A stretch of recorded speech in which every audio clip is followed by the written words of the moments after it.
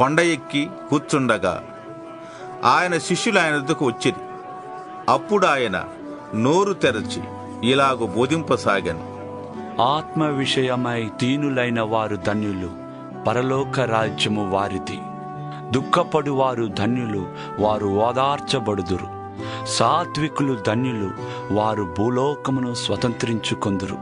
నీతి కొరకు ఆకలి దప్పులు గలవారు ధన్యులు, వారు తృప్తిపరచబడుదురు. కనికరము గలవారు ధన్యులు, వారు కనికరము పొందుదురు. హృదయ శుద్ధి గలవారు ధన్యులు, వారు దేవుని చూచెదరు.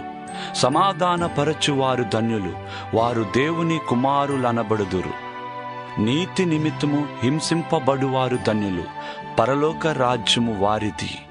నా నిమిత్తము జనులు మిమ్మును నిందించి హింసించి మీ మీద అబద్ధముగా చెడ్డ మాటలెల్లా పలుకున్నప్పుడు మీరు ధన్యులు.